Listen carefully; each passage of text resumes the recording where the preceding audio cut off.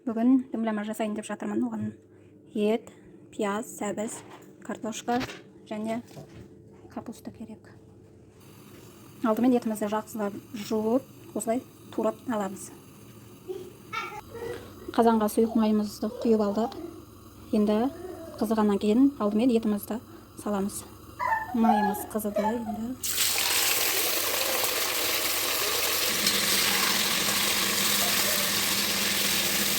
Пияз екеуін жақсылап турып аламыз.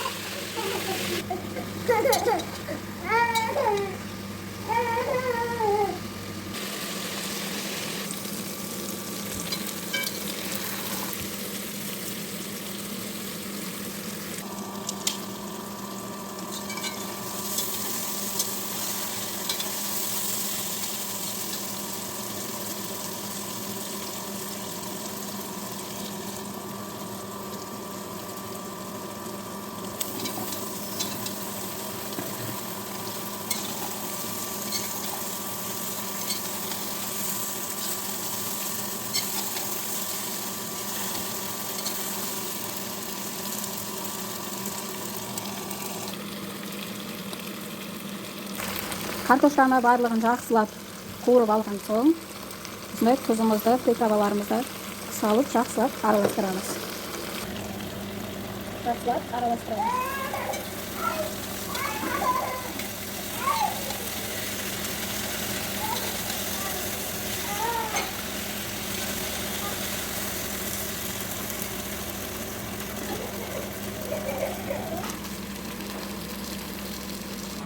Енді капустамызды саламыз.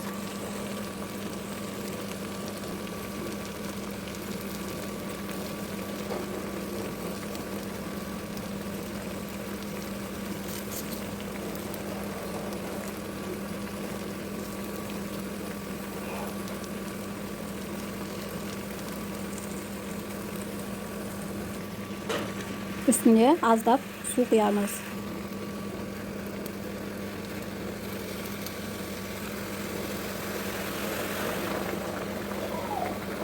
Баяу отта астын жай қойып, жарты сағатқа пісіріп аламыз.